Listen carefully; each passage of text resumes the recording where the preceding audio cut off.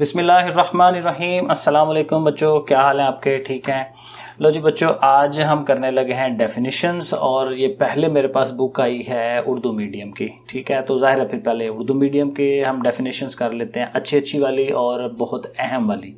साथ ही इसके मैं इंशाल्लाह इंग्लिश मीडियम भी बनाता हूँ, बेफिक्र रहें, अभी फ़ौरन आ जाएगी इंशाल्लाह।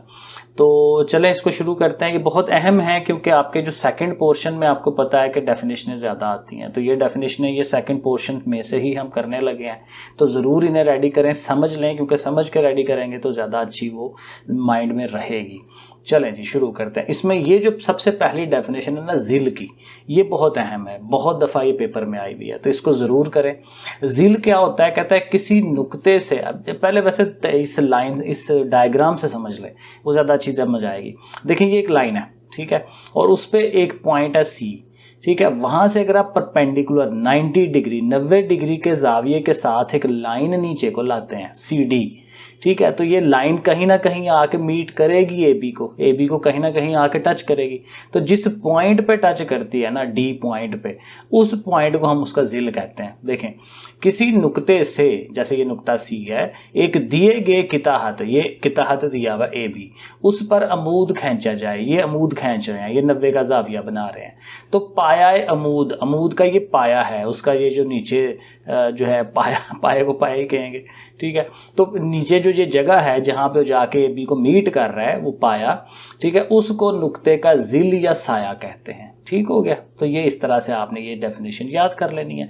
इतनी भी कर लें तो बहुत है। अगर आप ये आगे लिखना चाहें, ये बनाना चाहें, ये डायग्राम बनाना चाहें तो बना लें, वरना इतनी भी ओके है। आगे चलें, ये सिफरी सिमत वगैरह ये छोड़ दें, ये कोई ज़रूरी नहीं है। फिर ये अच्छा, ये जो मुनफरजा जाविया है ना, और साथ ये कायमा जाविया और ये हादा जाविया, ये जावियों की ज़ाहिर किस्में होती हैं। ये जो मुनफरजा जाविया की उसने डेफिनेशन दी हुई है ना, ये मत करें, बहुत फजूल है ये, ठीक है, बड़ी आसान है। पहले हादा से स्टार्ट करें। हादा जाविया वो होता है जो 90 डिग्री से छोटा होता है। बस ये एक लाइन लिख दें, जैसे ये उसने कायमा की लाइन लिखी हुई है ना, एक जाविया जो 90 डिग्री का हो, 90 डिग्री के बराबर हो, कायमा जाविया कहलाता है। बिल्कुल इसी तरह से आपने इसी तरह की लाइन इसके लिए भी और इसके लिए भी लिखनी है। हादा के लिए आप क्या लिखेंगे? एक ऐसा जाविया जो 0 से लेके 90 डिग्री तक हो, या ऐसे कह लें एक ऐसा जाविया जो 90 डिग्री से छोटा हो, ठीक है, तो वो हादा जाविया कहलाता है। मुनफरजा जाविया कौन सा होगा? एक ऐसा जाविया जो 90 डिग्री से बड़ा हो लेकिन 180 से छोटा हो, यानी क्या हुआ, 180 और 90 के दरमियान वाला जाविया, उसको मुनफरजा जाविया कहते हैं। ठीक है, तो ये जाविये इस तरह से याद करें, ये लंबे चौड़े मत लिखें। ये कायमा उसने बड़ा अच्छा बनाया हुआ है, ये इस तरह की लाइन उसकी भी आप बनाएं, बाकी दोनों की। ठीक हो गया? आगे चलें। यूनिट नंबर 9 में उसने तारीफें लिखी हुई है। दायरा, दायरा की तारीफ भी बहुत अहम है, अक्सर आती है, तो ये भी ज़रा देखें, इसको समझें।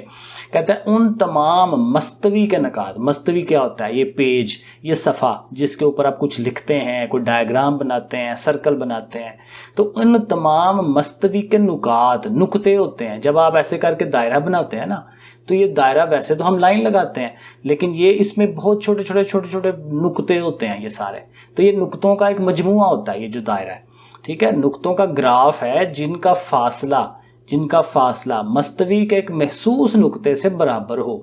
यहाँ पे सेंटर पे एक नुक्ता लिया जाता है जिसको उसका सेंटर कहते हैं, और ये यहाँ से देखें फासले ये सारे बराबर होते हैं, यानी सर्कल से लेके, दायरे से लेके यहाँ सेंटर तक का फासला हमेशा बराबर रहता है। यही बात उसने की है कि जिनका फासला, यानी इन नुक्तों का फासला मस्तवी के एक खास नुक्ता, यानी ये जो दरमियान वाला नुक्ता है, उससे हमेशा बराबर होगा, तो वो दायरा कहलाता है। तो ये दायरे की तारीफ आपको यहाँ तक मिल जाएगी। आगे मत करें, इतना काफ़ी है। फिर दायरे का मुहीत क्या होता है? यहाँ पे उसने मुहीत की सही डेफिनेशन नहीं दी, लेकिन मुहीत का फार्मूला दे दिया है। यहाँ से फार्मूला ज़रूर याद कर लें। मुहीत का फार्मूला क्या है? अगर आपने, जाहिर है किसी सवाल आ जाता है कि जी भाई ये दायरा बना हुआ है तो इसका मुहीत मालूम करें, तो वो होता है 2πr का फार्मूला लगा के आप निकाल सकते हैं। ये भी तारीफ इसकी आगे आती है। रकबा जो है, रकबा क्या होता है? रकबे के लिए भी फार्मूला याद कर लें, बस वो भी आगे तारीफ आएगी इसकी। πr² फार्मूला फिलहाल याद करें। अब ये तारीफ है। हम हत नुकात क्या होते हैं?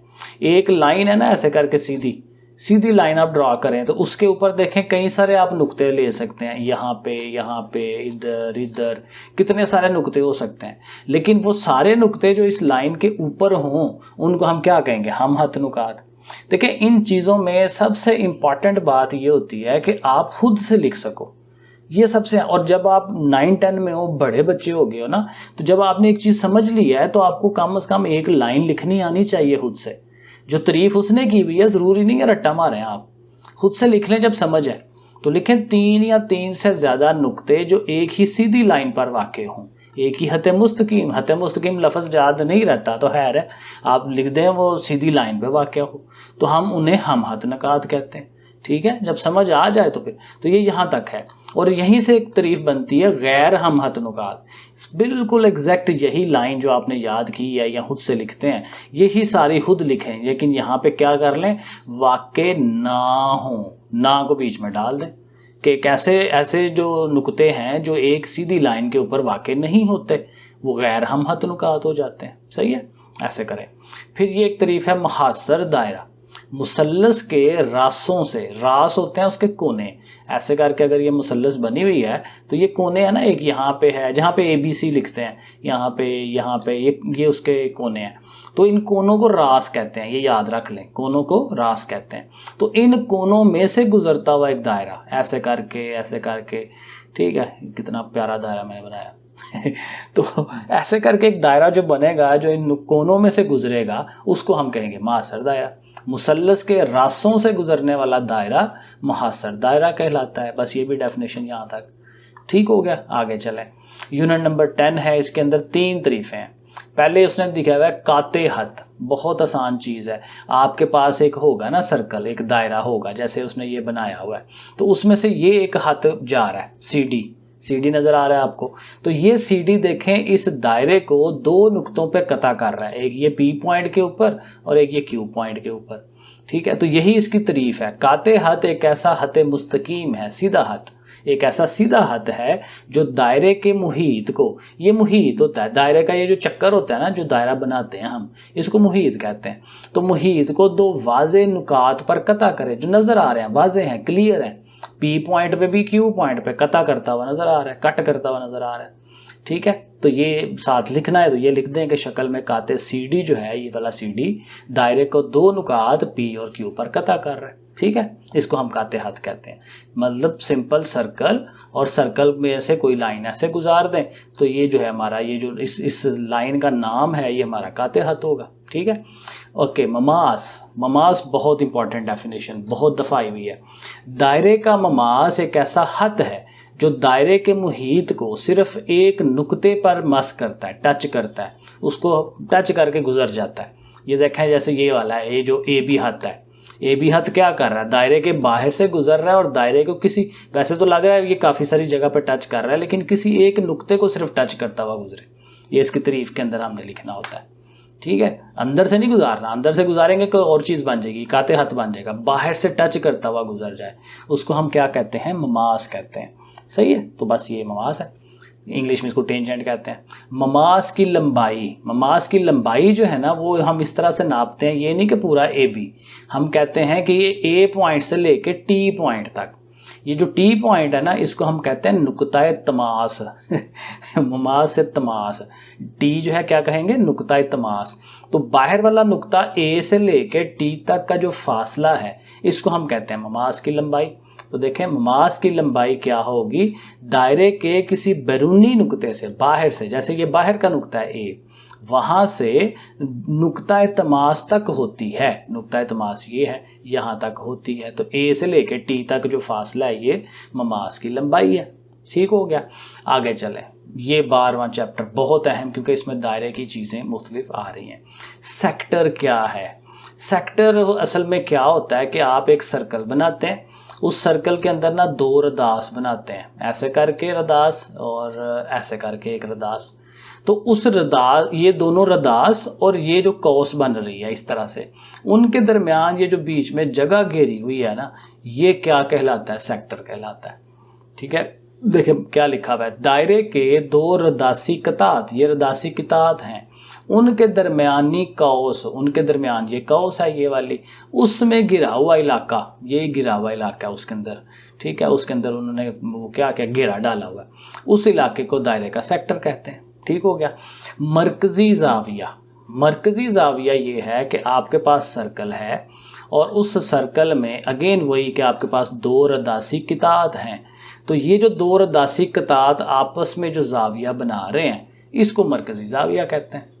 मरकजी जाविया दायरे के मरकज पर दो रदासों, दो मरकज पर दो रदास, ये वही बनाया ना हमने, दो रदास और एक कौस, वही जो एक कौस है उससे बनता है, तो यह जाहिर है ये बन रहा है।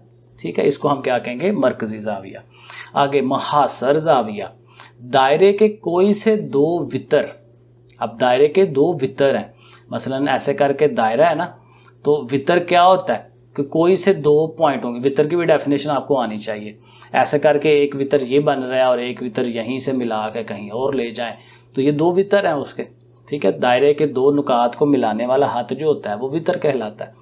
सो कहता है दायरे के कोई से दो वितर जो मुहीत पर मुश्तरिक नुक्ते से मिले, ये मुहीत है ना इसका, ये सर्कल, तो उसके ये देखें मुश्तरिक नुक्ता है, यहाँ से एक जैसी जगहों से निकल रहे हैं वो दोनों, तो वहां पे जो जाविया बनता है ये वाला, इसको हम क्या कहते हैं, मुहासर जाविया। ठीक हो गया।